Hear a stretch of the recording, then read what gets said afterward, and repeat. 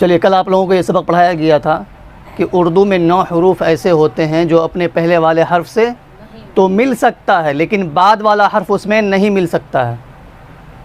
कल का सबक पढ़ाया गया था कि उर्दू में 9 हरूफ ऐसे होते हैं जो अपने पहले वाले हर्फ से तो मिल सकता है लेकिन बाद वाला हर्फ उसमें नहीं मिल सकता है। वो 9 हरूफ क्या है आपको याद होगा। तो चलिए आज का सबक शुरू करते हैं। आज का सबक ये है कि कोई शख्स अगर उर्दू लिखना चाहे, कोई अल्फाज कुछ लिखना चाहे तो उसको लिखते वक्त 4 बातों का ध्यान रखना ज़रूरी होता है। कितने बातों का? 4 बातों का ध्यान रखना ज़रूरी होता है। कौन कौन बातें? नंबर 1 क्या देखना है पहले नंबर पे? कितने हरूफ है। मिसाल के तौर पर अगर आप शाम लिखना चाह रहे हैं तो पहले आपको देखना होगा कि शाम में कितने हरूफ है, कितने हरूफ से मिल कर के वो शाम बना है। तो शाम में कितने हरूफ हैं? नंबर 1 शीन, नंबर 2 अलिफ, नंबर 3 मीम, नंबर 3 मीम। तो ये पता चल गया कि कितने हरूफ हैं इसमें? 3 हरूफ है। कितने हरूफ हैं? 3। पहले नंबर पे इसको याद रखना होगा कि पहले ये देखें कि अल्फाज में कितने हरूफ हैं। नंबर 2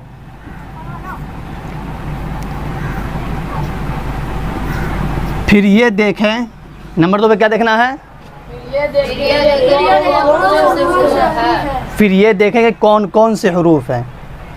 मतलब बाज़ दफ़ा ऐसा होता है कि मुगालता हो जाता है कि जैसे हमको शाम ही लिखना है तो हमको ये समझ में नहीं आता है कि ये शीन से है या सीन से है या साद से है, तो इसमें गलती हो जाती है। तो आपको पहले ये निशानदेही करना होगा कि इसको हमको शीन से लिखना है या साद से लिखना है या सीन से लिखना है। तो ये कंफर्म करना होगा आपको। जब आप ये कंफर्म कर लेंगे आपकी गलती नहीं होगी, गलती होने का कम चांस होता है। नंबर 2 क्या है? फिर ये देखें कि कौन कौन से हरूफ हैं। देखिए नंबर 3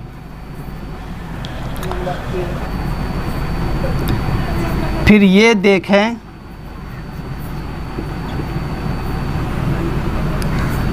कि 9 हरूफ में से कोई हर्फ है या नहीं। नंबर 3 में क्या देखना है?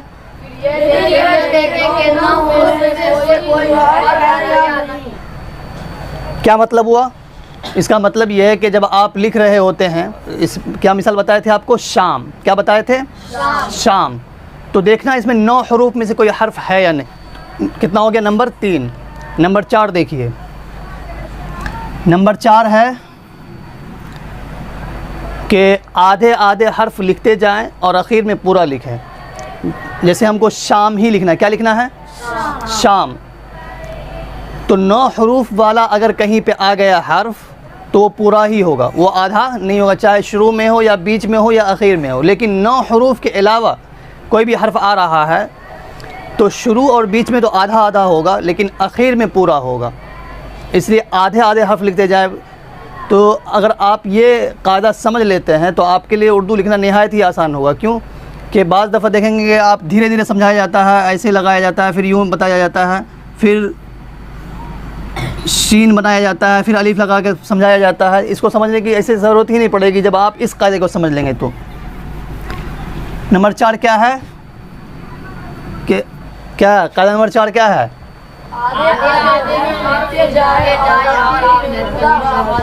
नंबर 4 आधे आधे हर्फ लिखते जाएं और आखिर में पूरा हर्फ लिखें। तो जैसे देखें आप, हमने क्या मिसाल दिया था? शाम। ये है। तो चारों कायदा को इसमें फिट करना है।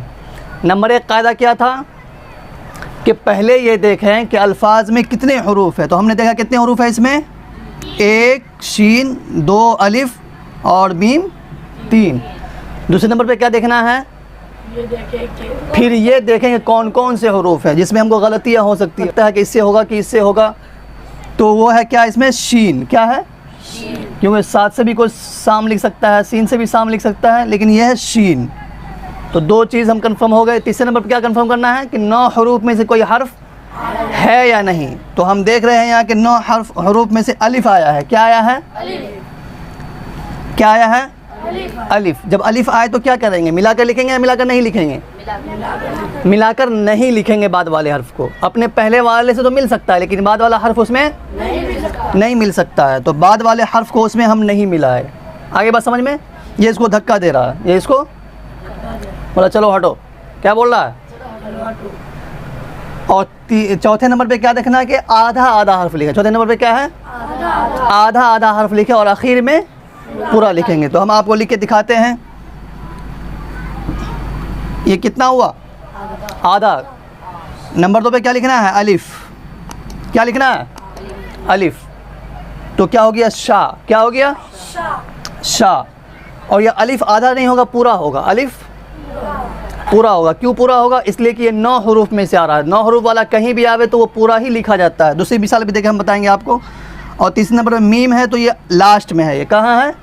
लास्ट में, आखिर में है ना, कि आखिर में पूरा हर्फ लिखें। आखिर में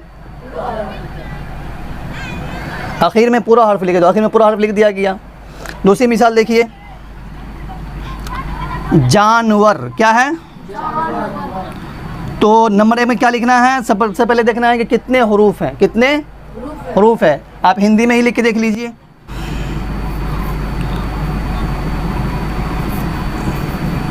क्या लिखा हुआ है? जानवर। अब हमको देखना है इसमें कितने हरूफ है। कितने हैं? 1 2 3 4 5। सबसे पहले देख ले कितने हरूफ है? 5 हरूफ हैं।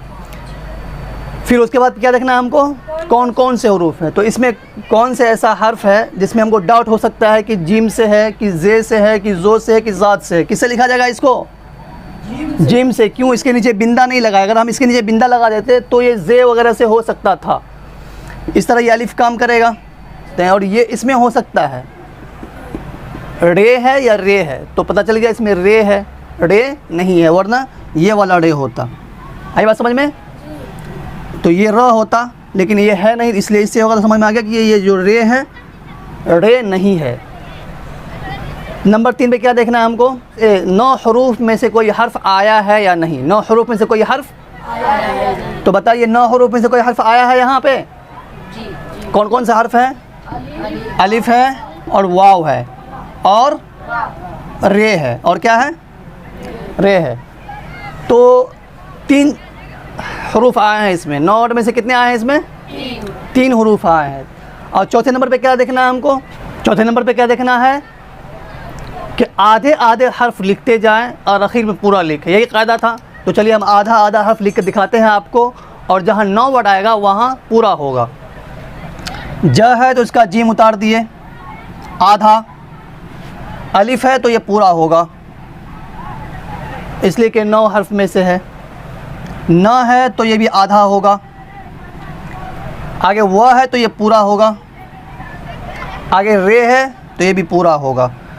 ये भी 9 हर्फ में से है, ये भी 9 हर्फ में से है, ये भी 9 हर्फ में से है। तो देखिए आप, ये भी अलग है इससे और ये अपने पहले वाले से तो मिल सकता है, कायदा है।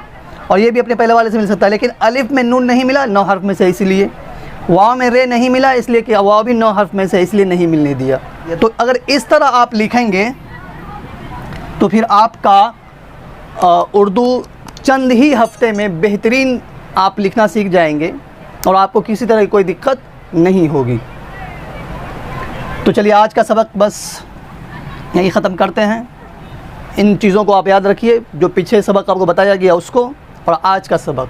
अगर इन दोनों सबक को आप ढंग से याद कर लेते हैं और समझ कर इसको कंट्रोल कर लेते हैं तो फिर आप यकीन मानिए कि आपके लिए उर्दू चुटकी का खेल है।